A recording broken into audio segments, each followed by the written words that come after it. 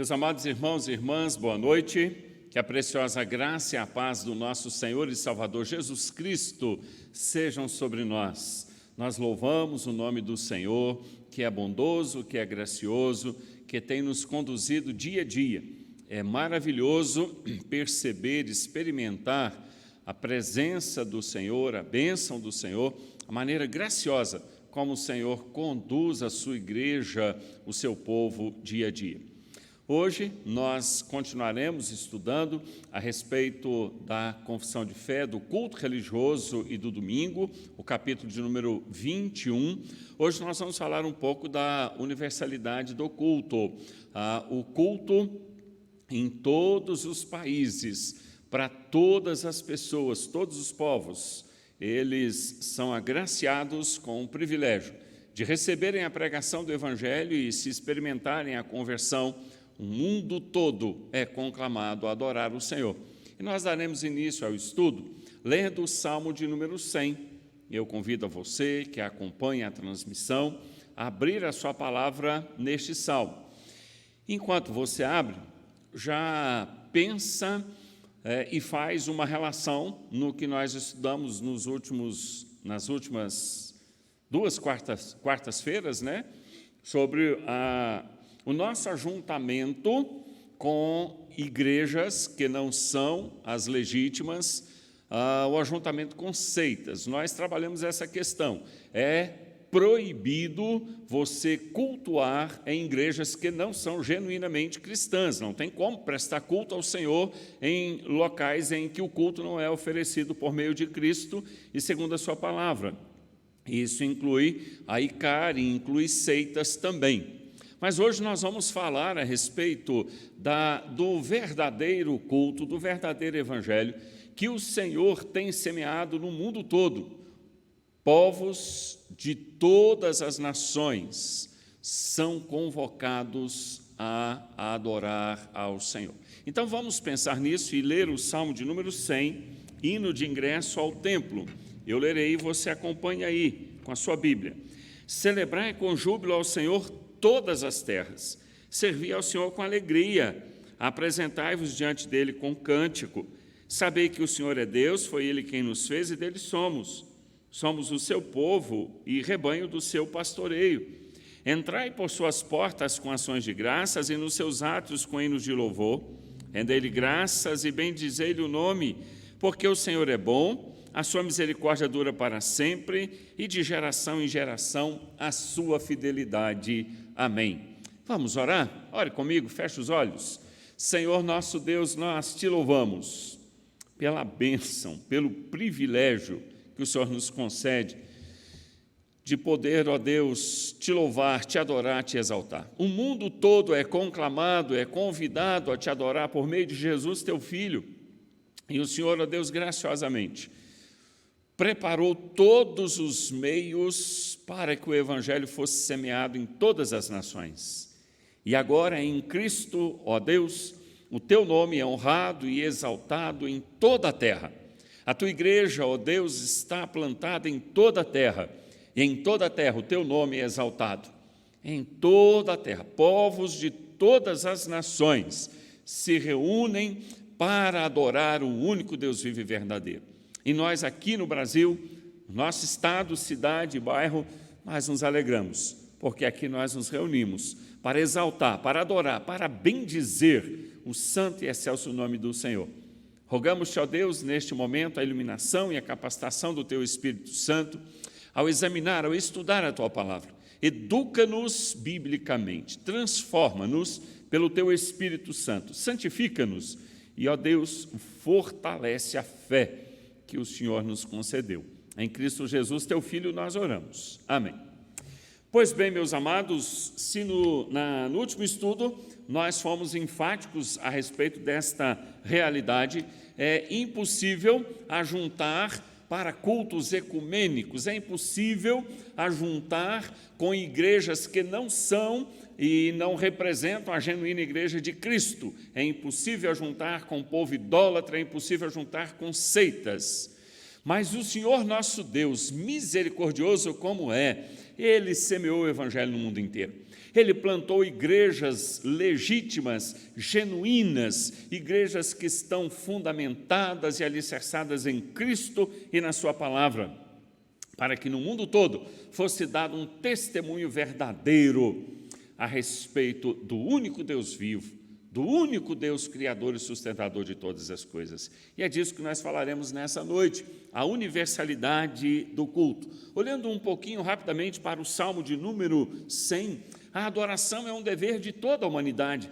Por isso o Senhor tem levado o seu testemunho a toda a criação, o mundo todo, através da criação e de um modo muito especial através da sua palavra, a qual é proclamada e é praticada pelas várias igrejas do Senhor Jesus Cristo, representadas por várias denominações que são fiéis ao Senhor e à sua palavra. As obras, então, de Deus na criação e em toda a nossa volta nos convoca a adorar, a adoração, a exaltação ao Senhor.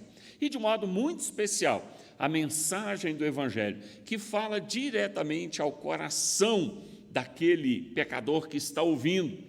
A conduta da igreja, que é usada pelo Senhor para que os olhos dos pecadores vejam uma igreja que é fiel ao Senhor, uma igreja que ama o Senhor e é correta a Ele. O Evangelho revelado nas Escrituras chama todas as nações para glorificá-lo.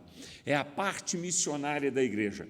Irmãos e irmãs que foram vocacionados pelo Senhor e foram enviados no mundo todo para que fossem ali, no lugar que Deus enviou, um porta-voz da mensagem do Evangelho, para que Cristo brilhasse através destes irmãos, irmãs, missionários e pastores, campos, casas que adoram ao Senhor, e assim o Senhor dando a oportunidade a todos os povos de conhecê-lo e de adorá-lo. Apocalipse, capítulo 14, versículos 6 e 7, diz assim: vi outro anjo voando pelo meio do céu, tendo um evangelho eterno para pregar aos que se assentam sobre a terra, e a cada nação, e tribo, e língua, e povo, dizendo em grande voz: temei a Deus e dai-lhe glória, pois é chegada a hora do juízo, e adorai aquele que fez o céu e a terra e o mar e as fontes das águas. Meus amados irmãos e irmãs, nós estamos vivendo nesta plenitude do tempo, o tempo de pregar, o tempo de proclamar, o tempo de convocar os pecadores ao arrependimento e a prostrarem-se diante do Senhor, reconhecendo-o como Deus, como único Deus, e amá-lo, e adorá-lo, e servi-lo. Ainda pensando no Salmo de número 100, a adoração ela deve ser com alegria e louvor que nascem do conhecimento de quem Deus é. A adoração, ela é sim pautada, organizada com pontos litúrgicos entre leitura da palavra, oração, ministração dos sacramentos, a exposição bíblica. Ela é feita com cânticos, ela deve ser feita em alegria, em júbilo. É importante orarmos ao Senhor para que o nosso coração transborde de alegria na presença do nosso Deus. Também a adoração, ela deve convocar todos os povos, independentemente de seu contexto étnico ou cultural, a se unirem para conhecer e adorar a Deus único. Já temos dito da importância de se cultuar ao Senhor publicamente. O culto tem como propósito convocar pecadores do mundo todo para adorar ao Senhor. E nós temos o nosso compromisso, nós temos o privilégio aqui no nosso bairro de nos reunirmos dominicalmente com as portas do templo abertas para que as pessoas ao nosso redor, elas nos vejam cultuando ao Senhor, para que elas nos vejam alegres, jubilosos, servindo e adorando ao Senhor, e assim elas tenham desejo e anseio por conhecer este Deus. Elas tenham anseio por entrar na casa de Deus e adorar ao Senhor nosso Deus. Portanto, o Salmo de número 100 há um convite para que todos os povos em toda a terra adorem ao Senhor. Que os nossos ajuntamentos solenes também sejam este convite para aqueles que estão ao nosso redor. Seguindo, então, o nosso estudo, no Antigo Testamento, é bom nós lembrarmos que o culto era restrito ao povo de Israel, à cidade de Jerusalém e ao templo. Era assim que o Senhor havia determinado e estabelecido para que ele fosse cultuado solenemente, observando todas as leis sacrificiais, observando todos os princípios de culto. É certo que os israelitas, eles também oravam ao Senhor nas suas jornadas, estando sozinhos, clamavam ao Senhor. Jacó, quando fugia de Esaú, ele orou ao Senhor, fez um voto ao Senhor, e tantos outros que individualmente oravam ao Senhor. Mas em se tratando de culto, a cidade de Jerusalém, o templo de Jerusalém, e exclusivamente o povo do Senhor e as tribos organizadas para que a tribo de Levi pudesse, então, ter os seus servos separados ao ministério sacerdotal e a todo o serviço do templo. Portanto, nós encontramos no Antigo Testamento esta determinação. E por mais que o Senhor já tivesse estabelecido provas de que ele, no tempo futuro, haveria de introduzir os gentios, como, por exemplo, na construção do templo, nós temos lá o pátio exterior, o pátio dos gentios. Eles podiam ficar ali, entrar ali.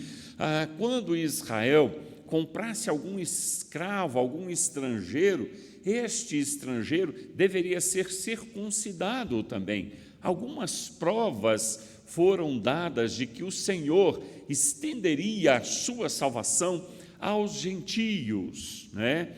Então, mesmo tendo estes registros no Antigo Testamento, mas o culto foi determinado pelo Senhor que fosse celebrado pelo povo de Israel e que o próprio povo de Israel, na tribo de Levi, pudesse, então, servi-lo.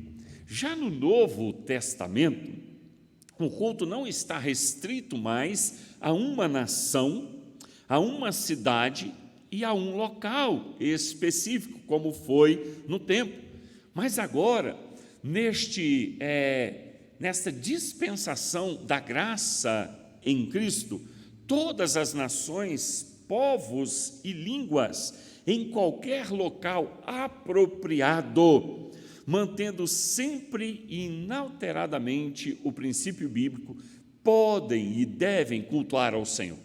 São chamados a arrepender dos seus pecados, a confessar Cristo como Senhor e Salvador e a cultuar ao Senhor.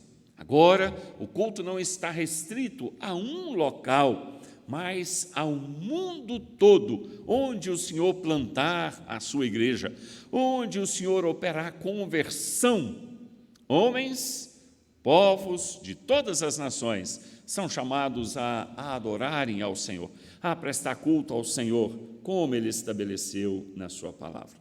Falando da universalidade do culto, a Confissão de Fé de Westminster, no seu capítulo 21, parágrafo 6, nos ensina o seguinte: agora, sob o Evangelho, nem a oração, nem qualquer outro ato do culto religioso é restrito a um certo lugar, nem se torna mais aceito por causa do lugar em que se ofereça ou para o qual se dirija.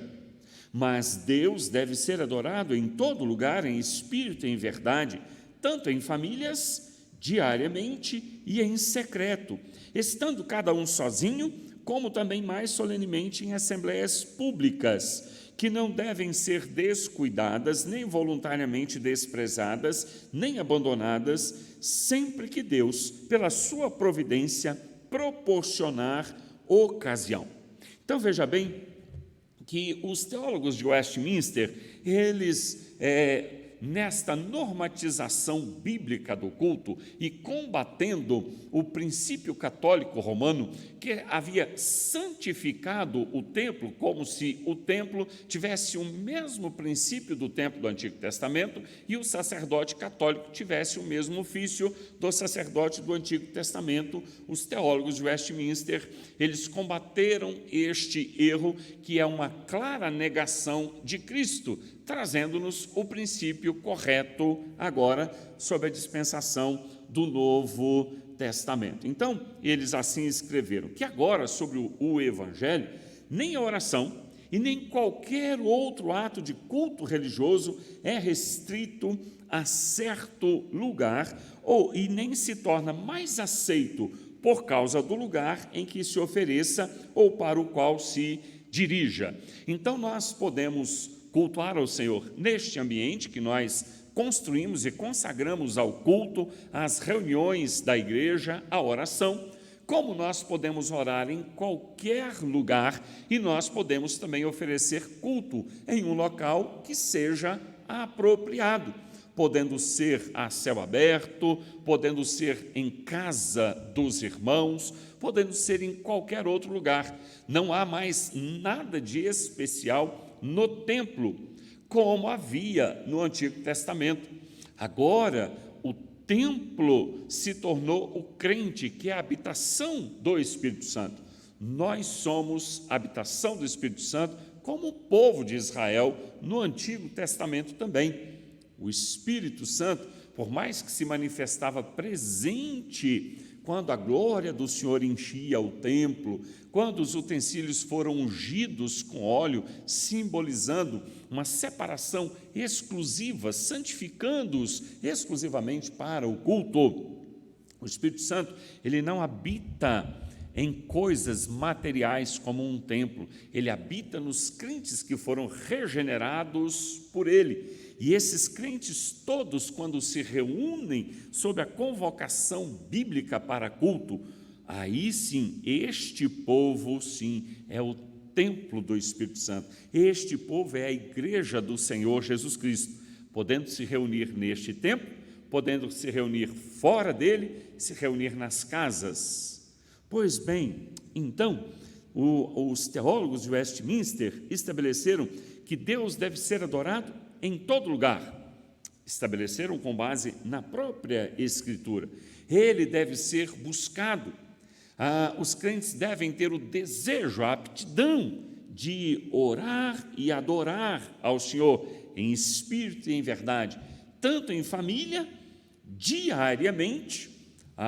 O culto não precisa de ser oferecido somente aos domingos.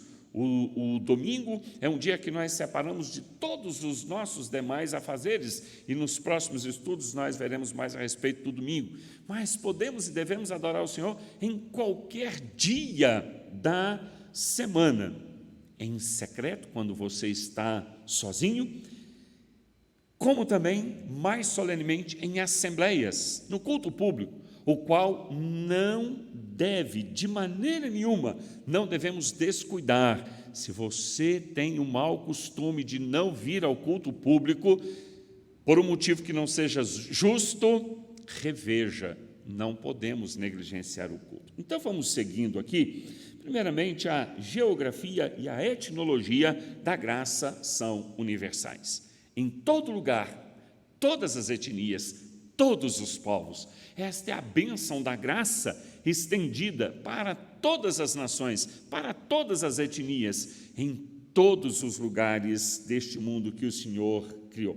Então, já sabemos que no Velho Testamento, por questões que escapam sim à nossa compreensão, Deus elegeu e Ele determinou lugares temporais e históricos para início e expansão dos fatos e preceitos revelados como, primeiro, um povo de entre os povos. Não eram todos os povos que poderiam cultuar ao Senhor. Israel é o povo entre os povos, uma raça de entre as raças, um dia entre os 7.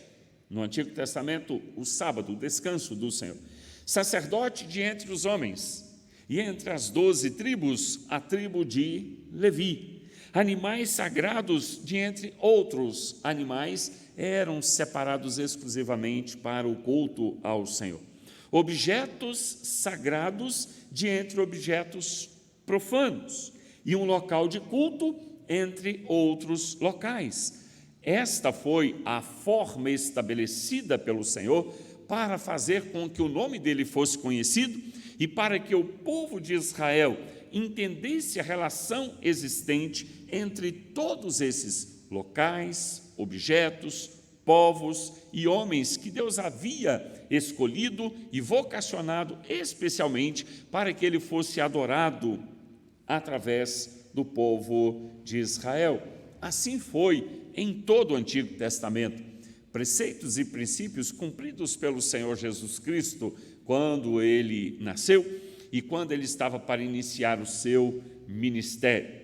Bom, mas no Novo Testamento, tudo aquilo que foi necessário e cumprido no Velho Testamento tornou-se não somente dispensável no Novo Testamento, mas também desnecessário e até prejudicial. E quando o apóstolo Paulo, principalmente Paulo e Pedro, eles confrontaram duramente os judeus que estavam apresentando como se tivesse experimentado a conversão, e alguns deles até experimentaram, mas eles queriam agregar ao evangelho os princípios da lei mosaica. E Paulo os confrontou duramente, porque não há a possibilidade de trazer para a igreja primitiva, vivendo agora sobre a graça em Cristo, os princípios da lei de Moisés, os quais Cristo tinha cumprido. Todos eles já haviam sido cumpridos e eles não podiam ser trazidos de novo para o culto que é oferecido ao Senhor em espírito e verdade, única e exclusivamente por meio de Jesus Cristo. Por isso, Paulo, quando escreve aos Gálatas, ele os confronta, que estranhava que eles estavam passando tão rapidamente do evangelho para outro, o qual não é outro evangelho, e os exorta veementemente, no sentido de que se até mesmo um anjo descesse do céu e pregasse um evangelho contrário ao evangelho da graça, deveria ser anátema. Portanto, nesta nova dispensação do Novo Testamento em que nós vivemos, pela graça em Cristo Jesus, Deus, Ele então, em Cristo, cumpriu todos os princípios e preceitos do Antigo Testamento. E nós não trazemos esses preceitos, esses rituais, todas essas leis cerimoniais, elas não cabem mais no culto do Novo Testamento. O espírito da lei, sim. O mesmo espírito que os crentes no Antigo Testamento, os verdadeiros judeus circuncidados de coração, este mesmo espírito que os levou a cultuar o Senhor no Antigo Testamento, este mesmo espírito está presente no Novo Testamento. Com qual coração separamos o dízimo? Com qual coração nós separamos o domingo para cultuar o Senhor? Com qual coração e disposição nós estamos buscando o culto? Nós estamos abrindo a Escritura para a leitura? Com qual sentimento estamos amando os nossos irmãos? Esses sentimentos, eles permanecem vivos e permanecerão até que Cristo volte. Portanto, no Novo Testamento, Deus não restringe a adoração a determinados locais, nem privilegia nenhuma raça, pessoas e dias. Não temos mais só Israel, não temos mais só Jerusalém, não temos mais só o povo do Senhor. E o dia, por mais que nós temos o domingo como o primeiro dia da semana e o dia santificado ao Senhor, mas em todos os dias nós podemos prestar culto ao Senhor, oferecer culto ao Senhor. Deus, sob essa dispensação da graça, escolhe pessoas de entre todos os povos e de quaisquer espaços territoriais para reuni-las em Cristo, o cabeça do corpo que é a igreja. Deus está juntando pessoas de todas as nações. Meus irmãos, o novo céu e a nova terra será algo esplêndido, maravilhoso. A comunidade de crentes que estará ali, e eu penso que nós teremos ali estes povos caracterizados com as suas particularidades, com as suas línguas, com as suas características, do jeito que nós os estamos vendo hoje. Só que hoje nós os vemos corrompidos pelo pecado, exceto os crentes, né? Nós os veremos assim, saberemos, porque se não fosse assim, não tinha nenhum motivo para a Escritura falar de todos os povos, todas as línguas, todas as raças. Nós teremos um conjunto de homens, mulheres, crianças, lotando o céu com todas as suas características e diferenças. E o que é maravilhoso, nós amaremos perfeitamente um ao outro. Então Deus, nessa dispensação do Novo Testamento, este mesmo Deus que congrega os redimidos no Senhor Jesus Cristo, que congrega redimidos no Redimidor, também divide o corpo em unidades locais. Ou seja, este mesmo Deus que traz todos os povos unindo-os a Cristo em um só corpo, Ele também divide esta grande comunidade em várias pequenas igrejas plantadas no mundo todo. É o que nós chamamos das igrejas locais, que são as legítimas representantes da Igreja do Senhor Jesus. Não somente a Igreja Presbiteriana do Brasil, como a Igreja Presbiteriana dos Estados Unidos, a Reformada, igrejas batistas, outras tantas denominações que são fiéis ao Senhor e são representantes da legítima Igreja de Cristo no Brasil e em todos os países, porque Deus assim dividiu, Deus assim plantou. Por mais que no presente momento nós tenhamos divergências em alguns pontos teológicos, mas nós temos em Cristo e somente em Cristo nosso suficiente Senhor e Salvador, e o Senhor administra estes pontos teológicos que para nós hoje são conflitantes. Ele administra e nos proporciona ter estes irmãos e irmãs de outras denominações como nossos legítimos irmãos em Cristo. Meus queridos, se até o último estudo nós fomos enfáticos e continuamos sendo radicais em não nos ajuntarmos com igrejas que não são verdadeiras igrejas, falsas igrejas, com seitas. Hoje nós olhamos para o princípio da Escritura e o nosso princípio confessional, e o Senhor nos mostra que a verdadeira igreja é representada por várias denominações fiéis à sua palavra e a Ele no mundo todo. Isso é bênção, isso é graça. Então nós devemos ser zelosos com o presbiterianismo? Sim, devemos zelar para que a nossa denominação se mantenha fiel à Escritura e aos nossos símbolos de fé. Mas não somos exclusivos. Nós temos outros santos irmãos em outras santas denominações que também servem ao Senhor. E nós devemos orar por eles. E nós devemos desejar que eles também cresçam no Senhor e na palavra do Senhor. Eu quero, então, agora afirmar estas declarações que são da nossa Confissão de Fé de Westminster com passagens da Escritura. E eu quero começar citando João capítulo 4, versículo 21, não apenas citando, lendo, né? João capítulo 4, versículo 21.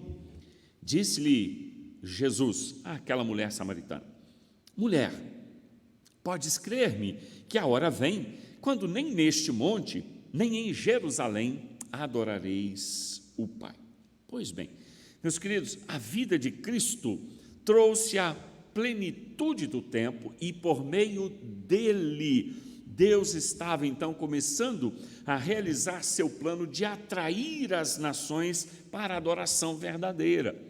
não somente os judeus, mas os judeus samaritanos, não somente os judeus samaritanos, mas os gentios também. O Senhor estava começando em Cristo a cumprir aquilo que já tinha reflexo no Antigo Testamento, e o que o salmista, no Salmo de número 96, nos ensina, quando ele diz assim: cantai ao Senhor um cântico novo, cantai ao Senhor todas as terras, cantai ao Senhor, bendizei o seu nome, proclamai a sua salvação dia após dia, anunciai entre as nações a sua glória e entre todos os povos as suas maravilhas.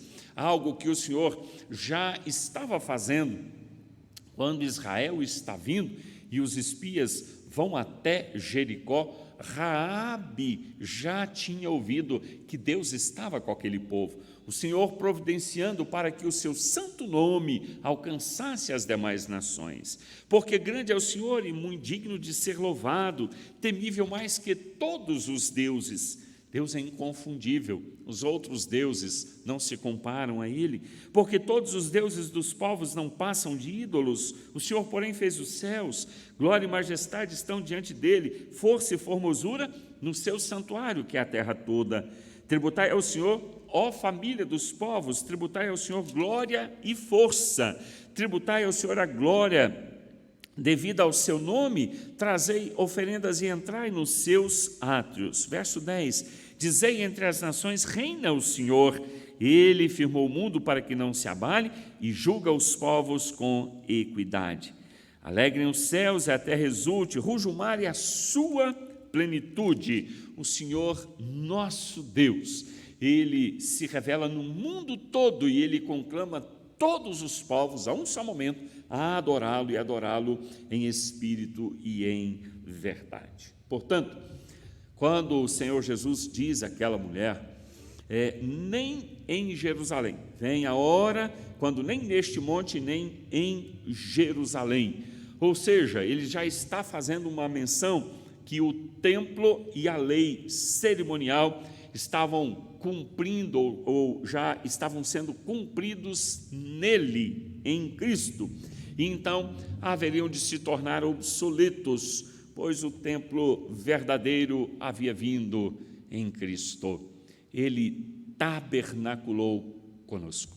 Aquilo que o templo no Antigo Testamento apontava, a presença de Deus com o seu povo, cumpriu-se em Cristo.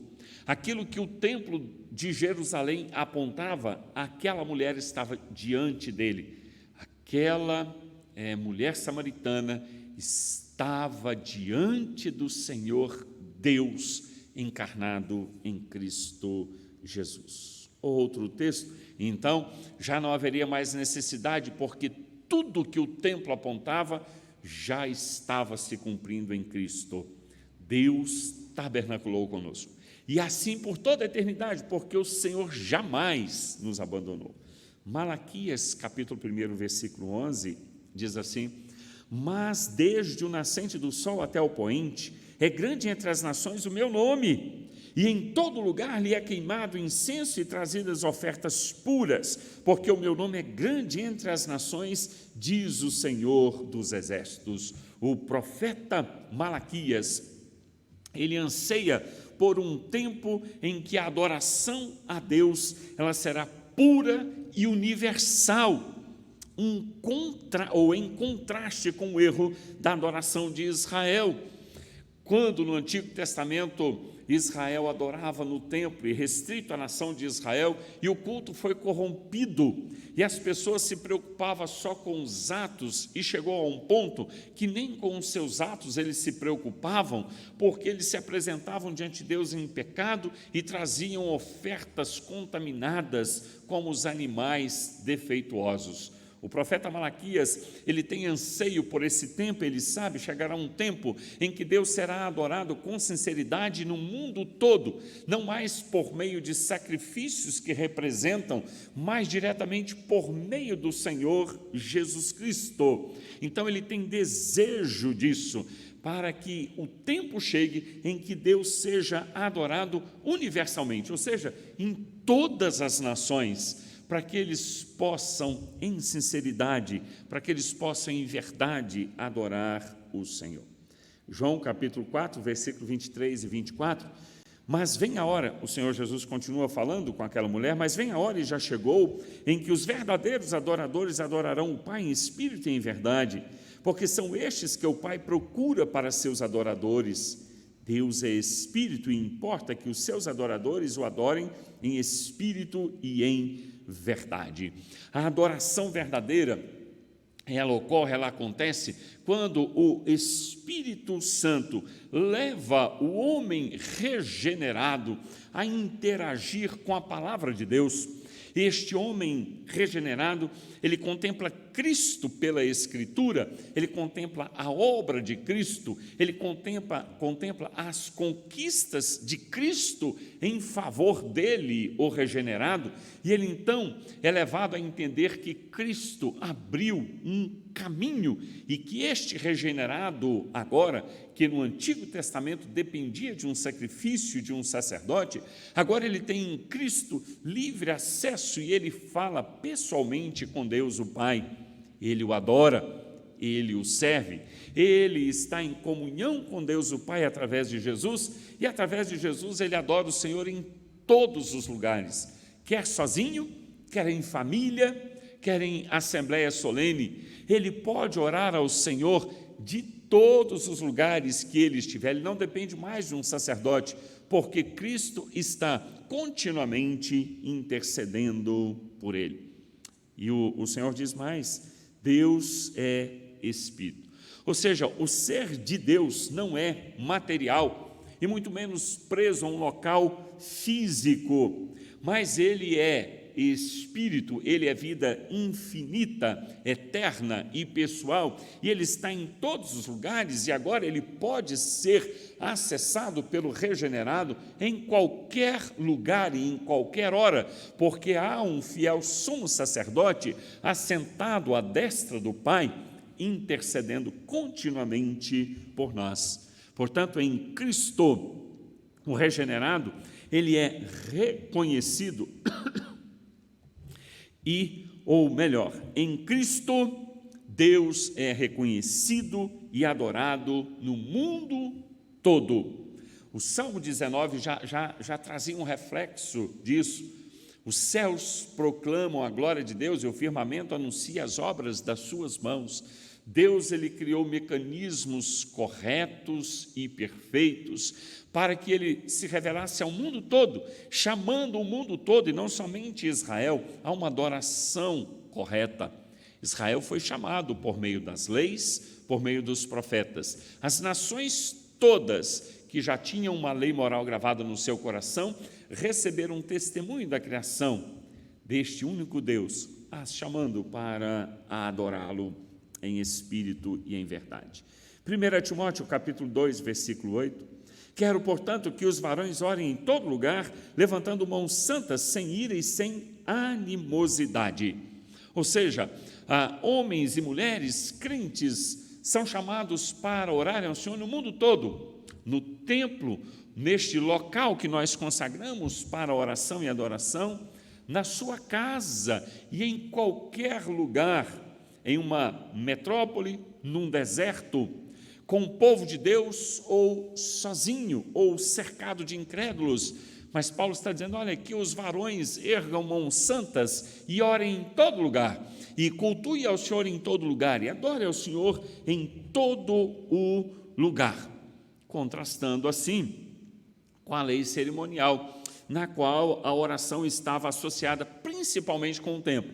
Não que ela deveria ser feita exclusivamente no templo. Temos visto a questão de Daniel, que na Babilônia orava ao Senhor, e ele orava baseado na profecia de Salomão. Se o teu povo for pecar e for espalhado, e de onde tiver, orar voltado para aqui, a referência sempre ao templo. Agora não há mais necessidade de templo, não há mais necessidade que se ore voltado para Jerusalém.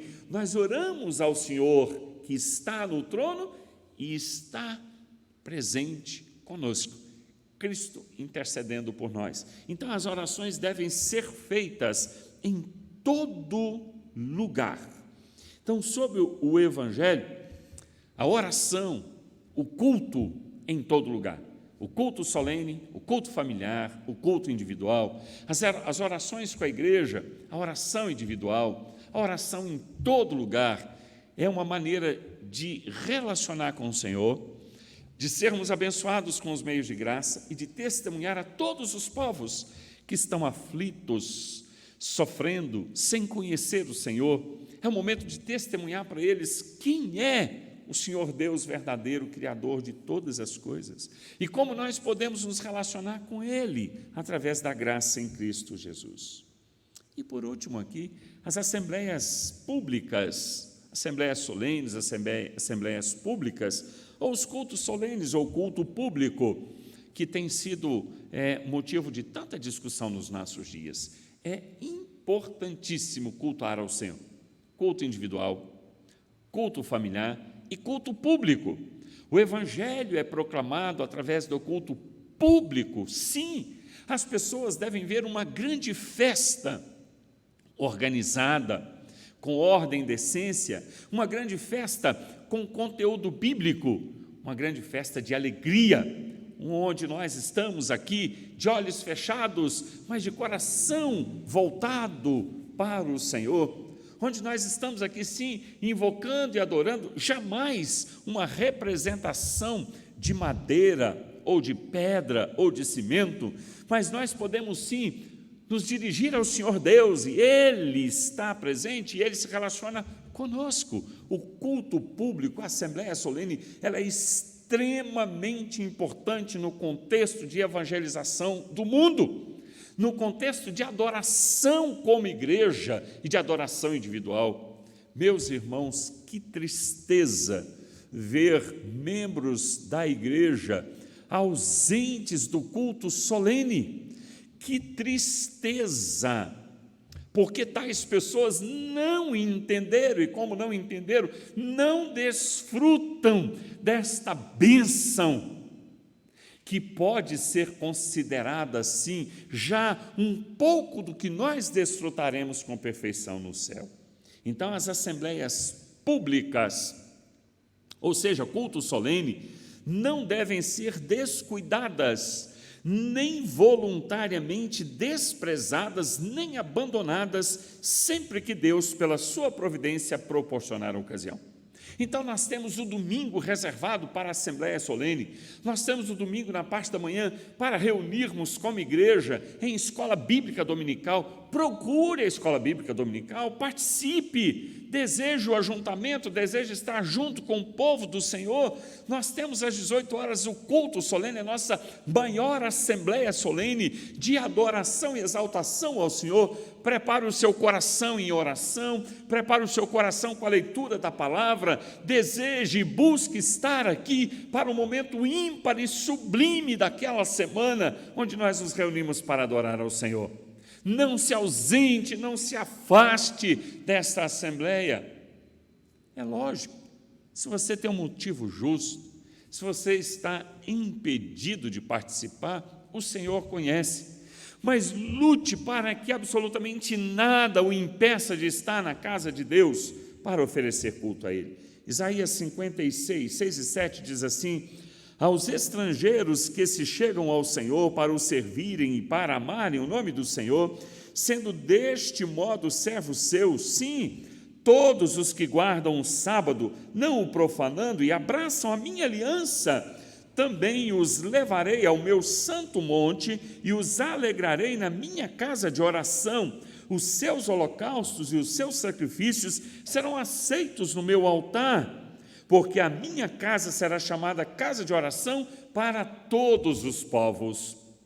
Percebe então a importância de nós termos a igreja aberta para o culto solene? Por mais que o culto ele seja oferecido exclusivamente pelos regenerados, mas é a porta aberta para que os pecadores não convertidos, para que eles tenham este vislumbre do reflexo do céu aqui na terra. E o último texto, Hebreus 10, 25, diz assim: não deixemos de congregar, como é costume de alguns, antes façamos admoestações, e tanto mais quando vedes que o dia se aproxima. Meus irmãos, a exortação é para não deixar de participar do culto e dos ajuntamentos da igreja local. Preste atenção, olha, uma festa no domingo, jamais, qualquer festa, qualquer evento num dia de culto não pode ser mais importante do que o culto. Se algum evento, se alguma coisa para você é mais importante, a ponto de você não vir ao culto para participar dessa festa, então você está com uma séria dificuldade de entender o que é o culto solene, o que é adorar a Deus, este privilégio, esta honra. Reveja o seu conceito. Não se ausente da casa de Deus, não se ausente do culto do Senhor. Preste atenção, nós não precisamos de números, e Deus não precisa de nós, mas o culto é a maior festa pública que o povo do Senhor, a igreja, oferece a Ele. É a maior manifestação que Deus colocou na terra para testemunho a todas as nações. E hoje nós temos a transmissão de cultos pela internet. Pessoas do mundo inteiro, de todas as nações, têm o privilégio de ver, e quem sabe o Senhor toque no coração deles para que possam desejar estar na casa do Senhor. Portanto, abandonar o povo de Deus, preste atenção, abandonar o culto solene aos domingos, o povo de Deus, é correr o risco de abandonar o próprio Deus. Você começa não vindo ao culto, esquece da palavra de Deus, do povo de Deus, da igreja do Senhor, já está desprezando, negligenciando, sendo omisso com os seus compromissos. Isso não vai acabar bem. Você vai distanciar do Senhor. Preste bastante atenção. Portanto, nós devemos exortar, e estamos fazendo, e ao mesmo tempo encorajando os faltosos a se fazerem presentes na casa de Deus. Ore por aqueles que você sabe que ou por aqueles que você sabe que estão ausentes na casa de Deus. Ore por eles. Faça um contato com eles. Pergunte se estão com um problema e os encoraje a vir para a casa do Senhor, para o culto solene. Que Deus, na sua infinita graça e misericórdia, nos dê fome e sede da sua palavra, do culto, nos dê prazer em reunir com o povo do Senhor e adorar ao Senhor. Que Deus nos abençoe. Amém. No próximo estudo, falaremos sobre o domingo, tá bom? Nós vamos orar. Eu convido você a fechar os olhos e orar comigo. Senhor, em nome de Jesus, que o Senhor transforme a nossa maneira de pensar, de sentir com respeito ao culto. E também com respeito a Deus, a todas as pessoas que não têm esse privilégio. Que o Senhor, ó Deus, nos use para que possamos Te adorar e assim fazendo, ó Deus, também possamos desejar que o Senhor converta as pessoas e tragam essas pessoas para que adorem o Senhor em espírito e verdade. Desperta os fracos, confronta os omissos e não permita que nenhum de nós negligencie o culto na casa do Senhor, porque o tempo de cultuar ao Senhor aqui na terra está findando. Em breve, nós o cultuaremos por toda a eternidade no novo céu e nova terra. Mas quem não está presente nas assembleias precisa de rever a sua conduta. Portanto, o Senhor trabalha no coração dessas pessoas. É o que lhe pedimos em nome de Jesus. Amém. Nós estamos encerrando a transmissão e eu quero somente dar um aviso. O link para o culto será disponibilizado somente na sexta-feira. Nós temos tido muitos problemas com o preenchimento desse formulário. Então, o conselho decidiu o seguinte: o link será disponibilizado somente na sexta-feira. Você preencheu, por favor, venha. Tem irmãos preenchendo e não estão vindo, e tira a oportunidade de quem não preencheu e quer vir. Então, por favor, se preencheu, preencha e venha para o culto. E preencha corretamente, com o seu nome todo. Preencheu, fechou ali, está correto. Não precisa de ligar para o secretário do conselho, pedindo para confirmar. E, por favor, tenha mais critério e evite pedir, muda o meu nome, eu coloquei, não posso ir. Evite isso, tem dado muito transtorno. Então, nós seremos mais rigorosos, tanto com o preenchimento, quanto o acompanhamento aos nossos cultos. Nós teremos, a partir de domingo, disponibilizados 60 vagas, tanto na escola dominical e no culto à noite, tá bom? coopere conosco, nos ajude a organizar o culto da melhor maneira possível. Que Deus te abençoe e até domingo, se o Senhor assim nos permitir.